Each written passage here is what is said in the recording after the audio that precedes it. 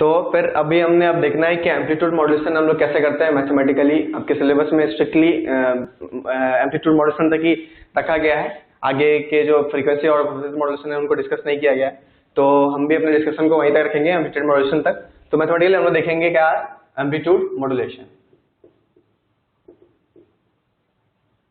Amplitude modulation तो जो एक बात जो सिंपल है, जो हर एक मॉड्यूलेशन में एक ही बात होती है, वो ये होता है कि हमारे पास एक मैसेज सिग्नल होता है, हमारे पास एक कैरियर सिग्नल होता है, और मैसेज सिग्नल की फ्रीक्वेंसी काफी ज्यादा कम होती है और कैरियर सिग्नल की जो फ्रीक्वेंसी होती है वो अराउंड 10 to 20 टाइम्स ज्यादा होती है मैसेज सिग्नल के से, ठीक है। और हमने मैसेज सिग्नल जो हमारा m of t है, जो हमारा मैसेज सिग्नल है m of t, इसका एक्सप्रेशन हमने देखा था कि ये होता है एम्पलीट्यूड इनटू एक साइनोसॉइडल वेव होता है sine of omega m t plus phi. तो फाई को मैं सिंपलिसिटी के लिए यहाँ पे इग्नोर कर रहा हूँ, मैथमेटिकल कैलकुलेशन में आप चीजों को अज्यूम कर सकते हैं, तो यहाँ पे मैंने ओमेगा अपना जीरो अज्यूम किया है, ठीक है। और हमारे पास एक ct था, यानी जो कैरियर वेव था वो हमारे पास वो था ac into sine of omega ct, ठीक है। तो ये हमारा मैसेज सिग्नल है और ये हमारा कैरियर सिग्नल है, ठीक है। तो अब जो इन दोनों को यूज करते हुए जो हमारा मॉड्यूलेटेड आउटपुट आएगा, वो जिसको मैं एक्सप्रेस कर रहा हूँ y ऑफ t से, that is also a function of t, और ये हमारा होगा मॉड्यूलेटेड आउटपुट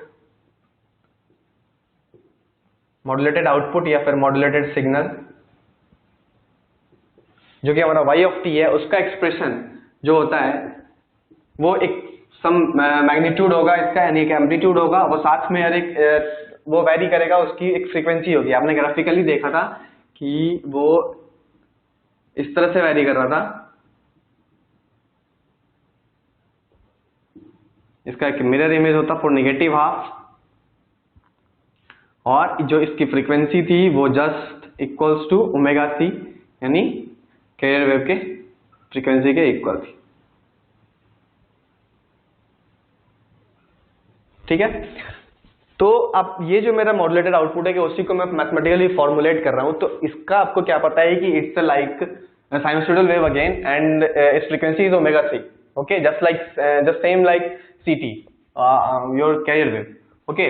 तो इसकी जो फ्रीक्वेंसी है वो साइनोसॉइडल ही है और वो ओमेगा ct की तरह वैरी कर रही है।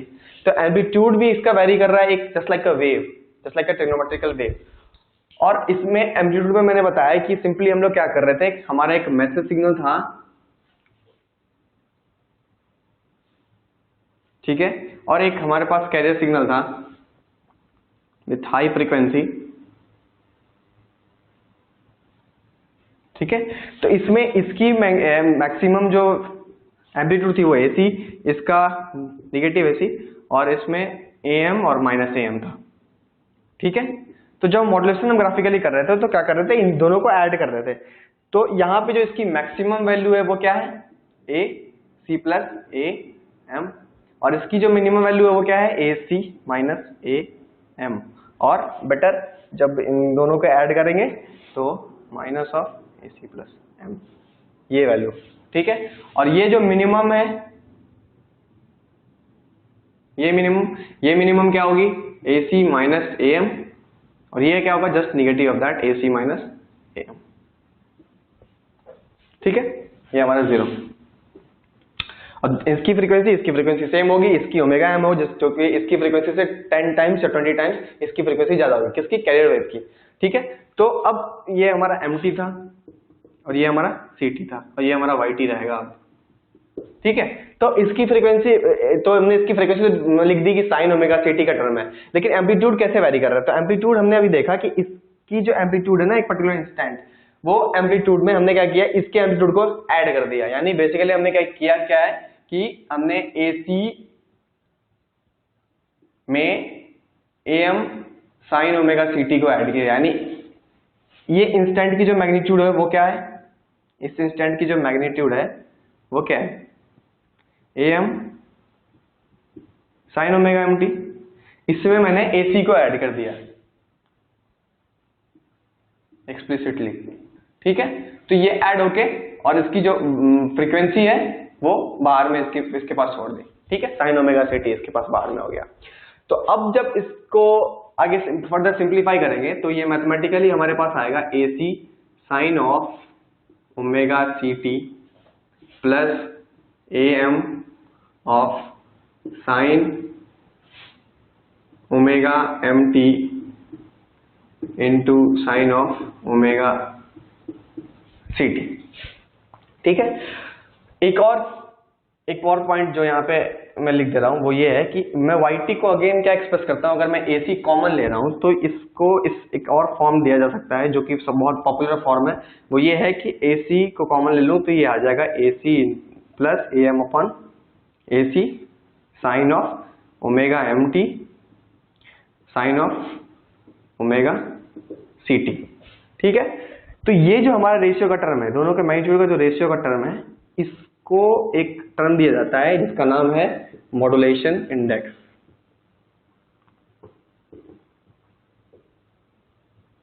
ये नॉर्मली रिलेटिव चीज है कि AM और AC को क्या मैंने रेशियो निकाला है, इसको हम नॉर्मली परसेंटेज में भी एक्सप्रेस करते हैं। If it is multiplied by 100, you know, AM by AC into 100, that will give you the percentage of modulation, यानी मॉड्यूलेशन इंडेक्स कितने परसेंट वो मॉड्यूलेशन हो रहा है, हमारा सिग्नल कितने परसेंट मॉड्यूलेट हो पा रहा है। ठीक है, तो ये हमारा मॉड्यूलेशन इंडेक्स है, ये हमें बताता है कितना परसेंट मॉड्यूलेशन हुआ है, ये रेशियो। ओके, सो अब यहाँ पे हम वही चीज यूज कर रहे हैं। ठीक है, तो ये आगे मुझे देगा AC into sine of omega CT plus AM।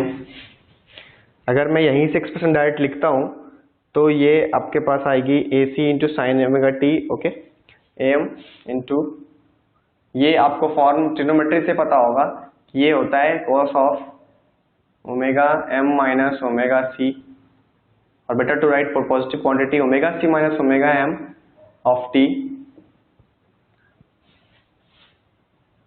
Minus cos of omega C plus omega M into T।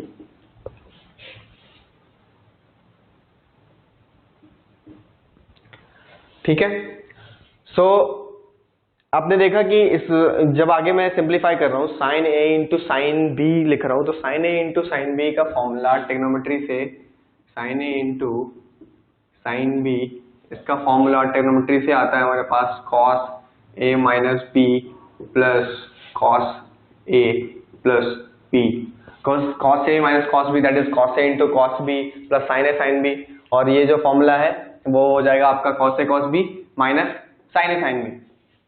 Okay, तो ये 1/2 का फैक्टर एक आ जाता है यहाँ पे। ठीक है, तो ये बाई 2 और ये पूरा एक ब्रैकेट में। ओके, और बेटर अगर मैं यहाँ पे AM/2 लिख ही देता हूँ। ठीक है, ये हो गया। तो अभी आपने देखा कि नॉर्मली हमारे पास एम्प्टी रहता है, ओके, CT से उसको मैंने मॉड्यूलेट करवाया, मॉड्यूलेशन का एक्सप्रेशन ये होता है, ये मॉड्यूलेशन का एक्सप्रेशन है, फ्रीक्वेंसी ये मॉड्यूलेशन इंडेक्स के साथ उसका एक्सप्रेशन ये होता है। तो सिंप्लीफिकेशन के बाद मैंने देखा है कि इसमें 3 फ्रीक्वेंसी के टर्म्स जो आ रहे हैं हार्मोनिक फंक्शन के, वो हैं साइन ओमेगा CT, यानी ये एक फ्रीक्वेंसी का टर्म ओमेगा C, अगला फ्रीक्वेंसी का term omega C minus M, अगला फ्रीक्वेंसी का टर्म आता है ओमेगा C प्लस M। तो बेसिकली हमने देखा कि जो हमारा मॉड्यूलेटेड सिग्नल होता है उसमें 3 फ्रीक्वेंसी कंपोनेंट आ रहे हैं, यानी ओमेगा C भी आ रहा है, ओमेगा C प्लस M भी आ रहा है, ओमेगा C माइनस M भी आ रहा है। ठीक है, तो क्या हम देख पा रहे हैं क्या यहाँ पे, जब हमारा मॉड्यूलेटेड सिग्नल जब हमने ग्राफिकली देखा था उसमें ये तीनों सिग्नल्स आप देख पा रहे हैं, ये तीनों फ्रीक्वेंसीज अलग अलग आप देख पा रहे हैं? बिल्कुल देख पा रहे हैं। आपने देखा कि यहाँ पे फ्रीक्वेंसी की जो वेरिएशन है, आप जो वेव वेरी कर रहा है वो 3 तरीकों से कुल कर रहा है। एक यहाँ पे एक वेरिएशन आता है, यहाँ पे ये इस वेव का एक अपना वेरिएशन है, यानी एम्पलीट्यूड का एक अपना वेरिएशन है। वो वेरिएशन इसके में वो आता है कौन सा, ओमेगा C प्लस M वाला यहाँ पे। ठीक है, जब इस पॉइंट पे पहुंचता है तो एक वेरिएशन का अलग एक तरीका बन जाता है, वो है हमारा ओमेगा C माइनस M वाला। ठीक, और स्टार्टिंग में जब ये इसका अपना इसका जो वेरी करने का तरीका है वो है ओमेगा C के तरीके से। तो हमने देखा कि 3 अलग अलग तरह की फ्रीक्वेंसीज का कंपोजिशन होता है, वो हमारा मॉड्यूलेटेड वेव होता है। ठीक है, तो ये हमारा टोटल मॉड्यूलेशन था। और अगर ये मॉड्यूलेशन इंडेक्स काफी इंपॉर्टेंट टॉपिक होता है, क्योंकि आप अगर इसी के बाद हम जानते हैं कि कितना मॉड्यूलेशन हो पाया है, ये एग्जाम के पर्सपेक्टिव से भी काफी इंपॉर्टेंट है। तो हमने अभी तक क्या जाना कि इस मॉड्यूलेशन इंडेक्स होता है वो क्या होता है, AM by AC, that is ratio of maximum amplitude of message signal by ratio by the amplitude of carrier signal. ठीक है, that is our modulation index. और एक और जो हमारे पास एक नोट करने वाली बात है वो ये है कि मॉड्यूलेशन इंडेक्स, जिसको मैं म्यू भी लिख सकता हूं, वो that should be always less than 1। ये क्यों होता है वो आगे मैं दिखा रहा हूं। वो एक केस आता है ओवर मॉड्यूलेशन का। ठीक है, तो आगे देखते हैं, इस टर्म को और ज्यादा पढ़ते हैं, मॉड्यूलेशन इंडेक्स क्या है।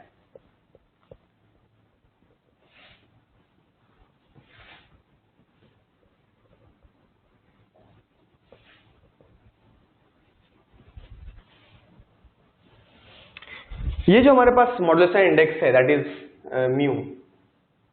ठीक है, तो म्यू को मैंने क्या बोला कि ये शुड बी लेस देन 1। तो इसको आप ग्राफिकली कैसे देख रहे हैं, ये म्यू आपका होता कैसे है, तो आप मैथमेटिकली आप आराम से कह सकते हैं। देखिए ये पॉइंट हमारा क्या है, AC plus AM, that is A max here, यानी मॉड्यूलेटेड आउटपुट का जो A max है, यानी अगर मैं एक डिनोट टर्म नया इंट्रोड्यूस करूं A max sorry, which A max क्या है, मैक्सिमम यानी amplitude of YT, modulated output का ये एम्पलीट्यूड है। और A मिनिमम क्या है, ये मैक्सिमम एम्पलीट्यूड है। और A मिनिमम क्या है, ये पॉइंट जो हमारा है वो है A max, और ये पॉइंट जो हमारा है वो है A min। ठीक है, तो ये हमारा है मिनिमम एम्पलीट्यूड ऑफ YT। ठीक है, तो आप ग्राफ से देख सकते हैं कि A max की जो वैल्यू है वो है AC प्लस AM, और A मिनिमम की जो वैल्यू है वो है AC माइनस AM। तो यहां से सिंपल अलजेब्रा का यूज करके हम निकाल सकते हैं कि AC की वैल्यू क्या होगी, वो होगा A max plus A min by 2। ठीक है, और जो यहाँ पे AM का वैल्यू होगा वो होगा A max minus A min by 2। ठीक है, तो अब हमको मॉड्यूलेशन इंडेक्स निकालने के लिए क्या करना है, म्यू हमारा क्या होता है, mu is AM by AC। So modulation index इस केस में क्या होगा, ये होगा AM upon AC mu. So that is equals to A max minus A min by A max plus A min। ठीक है, तो अगर मैं म्यू लेस देन 1 लिख रहा हूं, उसका मतलब ये होता है कि AM जो है वो AC से छोटा है, AM is less than AC। तो एक प्रैक्टिकल पर्पज से अगर मैं AM को ले रहा हूं 2 वोल्ट्स, ठीक है, और ये ले रहा हूं मैं 6 वोल्ट्स, तो उस केस में जो मेरा म्यू आएगा वो simply can be calculated as 2/6, that is equals to 1/3, यानी मॉड्यूलेशन का परसेंटेज क्या है, और 33.33% मॉड्यूलेशन। ठीक है, ये सिंपली रेशियो होता है AM बाई AC का। और अगर हमारे पास A max की वैल्यू दे रखी है, YT में ग्राफिकली हमें क्वेश्चन में A max की वैल्यू दे रखी है, A min की वैल्यू दे रखी है, तब भी हम आराम से वो निकाल सकते हैं। यानी अगर इफ सपोज A max की वैल्यू अगर मैंने कर दी इफ सपोज 8 और मिनिमम की वैल्यू कर दी मैंने 4, ओके, तो इस केस में मेरा म्यू क्या होगा, तो हमने डायरेक्ट फॉर्मूला का यूज करना है, वो that will give you 8 minus 4 upon 8 plus 4, that is equals to 4 upon 12, that is again equals to 1/3 और 33%, which is the same case as this. Okay, तो इस केस में भी हमारे इस तरीके से भी निकाल सकते हैं, जब हमारा ये A max दिया रहेगा और ये A min दिया रहेगा। ठीक है, ये 8 वोल्ट्स और ये 4 वोल्ट। ठीक है, तो इस केस में भी हम इसको निकाल सकते हैं। अब इसको मॉड्यूलेशन को हम इसमें कैसे समझेंगे कि किसमें मॉड्यूलेशन ज्यादा हो रहा है और कम हो रहा है, वो भी हम देखते हैं। ठीक है, सबसे पहले स्टडी करेंगे म्यू इक्वल्स टू 1 के लिए, यानी जब हमारा AC और AM दोनों इक्वल होता है तो उस केस में क्या होता है हमारे पास कि हमारा म्यू जो होता है वो 1 हो जाता है। यानी मैं पहले डिस्कस कर रहा हूँ कि if suppose our AM is equals to AC then our mu is equals to 1, तो उस केस में जो आपका ग्राफ होगा मॉड्यूलेटेड आउटपुट का वो कुछ इस तरह का होगा।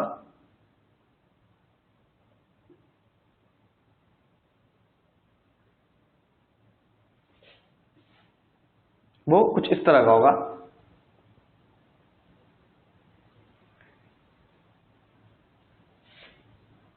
यानी आपने देखा कि ये जो पॉइंट है जो इस केस में एक पर्टिकुलर डिस्टेंस पे आती है, ये पॉइंट, ये दोनों पॉइंट कन्वर्ट कर जाती है एक सिंगल पॉइंट पे।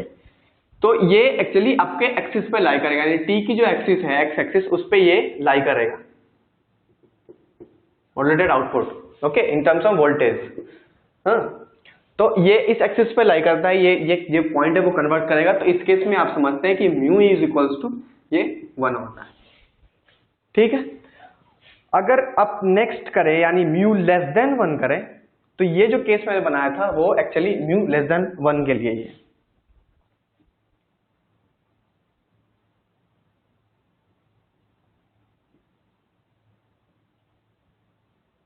तो ये जो केस हमारा है वो म्यू लेस देन 1 के लिए। म्यू ग्रेटर देन 1 पे क्या हो रहा है कि म्यू ग्रेटर देन 1 वाले केस में हो जाता है कि हमारा वहां पे अभी आपको बताया गया कि AC माइनस जो ए मैक्स माइनस जो ए मिन है और बाई ए मैक्स प्लस ए मिन जिससे हम म्यू निकाल रहे हैं। तो उस केस में अगर हम अब नया केस ले जा रहे हैं वो ये है कि AM जो है हमारा वो बड़ा कर दिया हमने AC से। तो AC से बड़ा करने पे प्रॉब्लम ये आ जाती है कि म्यू का फॉर्म एक्सप्रेशन हम जानते हैं A max upon A min, ठीक है, by A max plus A min. तो जब इसको ग्रेटर देन 1 कर दिया तो इससे क्या आ जा रहा है कि A मैक्स माइनस A मिन जो है वो बड़ा हो जा रहा है किससे, A मैक्स प्लस A मिन। यानी ओवरऑल हम अगर इसको विजुअलाइज करें तो ये हमारा A मैक्स है और ये हमारा A मिन है।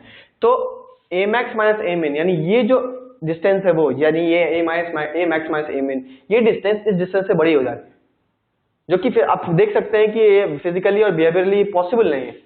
तो इसीलिए नॉर्मली हमारा म्यू जो होता है वो ग्रेटर देन 1 नहीं होता। अगर एडिड विद द सिचुएशन अगर ऐसा हो सकता है तो उस केस में जो हमारा कर्व है, वो जो मॉड्यूलेटेड आउटपुट का जो कर्व है, हमारा जो ये YT का कर्व है वो मॉड्यूलेटेड के बाद कुछ इस तरह का दिखेगा। वो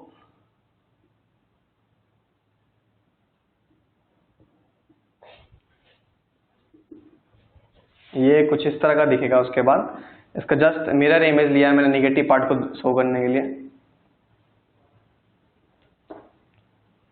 वो कुछ इस तरह से वैरी करेगा। यानी हो क्या जा रहा है कि इसका जो पोर्शन, इसका कुछ पोर्शन जो इस पूरे में एबव द एक्स एक्सिस लाई कर रहा था वो अब कुछ पार्ट क्या हो जा रहा है, इसका जो ये पार्ट था, अभी यहाँ पे जो मैं ये इसको दिखा रहा हूँ, ये पोर्शन, इसको मैंने मैग्नीफाइड व्यू में इस वाले केस के लिए ये पूरा पोर्शन इसके लिए ये यहाँ तक, ठीक है। तो ये जो आउटलाइन है जो यहाँ पे यहीं तक था वो अबव द एक्स एक्सिस था, लेकिन ये कुछ पोर्शन अब बिलो द एक्स एक्सिस जाएगा, ठीक है। तो बिलो द एक्स एक्सिस जाने के कारण इसके अंदर जो वेव आनी थी वो वेव तो आएंगी, ठीक है, लेकिन कुछ बिलो द एक्सिस चले जाएंगी। सेम यही चीजें होंगी फिर मिरर इमेज के लिए भी होंगी। यानी नीचे वाले केस जो काफी यहाँ तक यहीं तक जा रही थी, यहीं तक, वो इस वाले केस, ये वाली केस यहां तक चली जाएगी, नीचे वाली केस, ठीक है, ये पोर्शन यहां तक चली जाएगी, ये वाला किस वाले केस के लिए, this is all for mu greater than 1। तो इस केस में इस वाले की फ्रीक्वेंसी भी इसमें कुछ जाएगी, यानी ओवरऑल इसकी फ्रीक्वेंसी ज्यादा हो जाएगी, ऑलमोस्ट 2 टाइम्स हो जाती है, ठीक है। और फिर आगे नॉर्मली फिर वैसा ही जाएगा, ठीक। ये हमारा केस होता है ओवर मॉड्यूलेटेड केस, यानी इसको कहा जाता है ओवर मॉड्यूलेशन।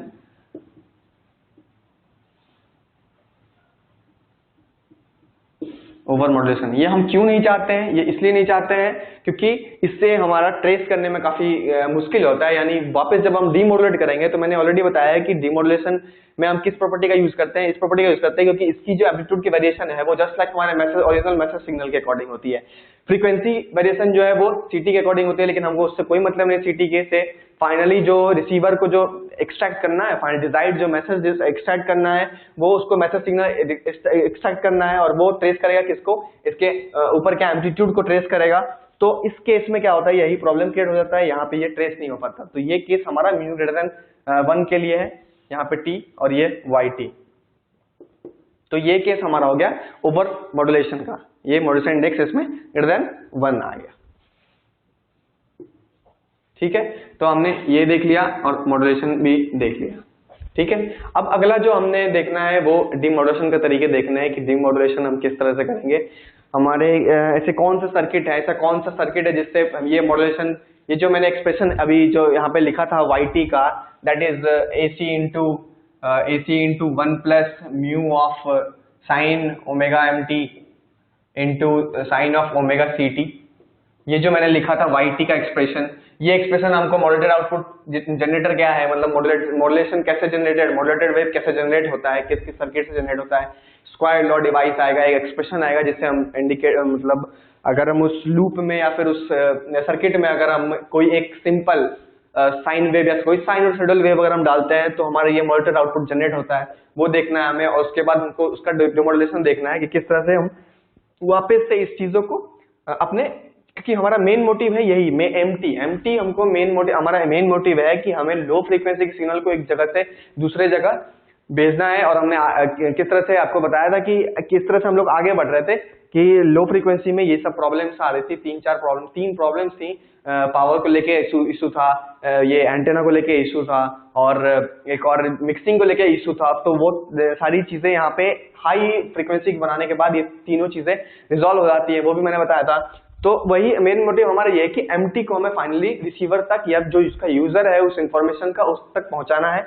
तो हमारा ये मोटिव नहीं है कि हम ये वाईटी यूजर के पास भेज दें। तो हमें जिस तरह से हमने ये एमटी से वाईटी में कन्वर्सन किया है, ये जो एमटी था हमारे पास आफ्टर मॉड्यूलेशन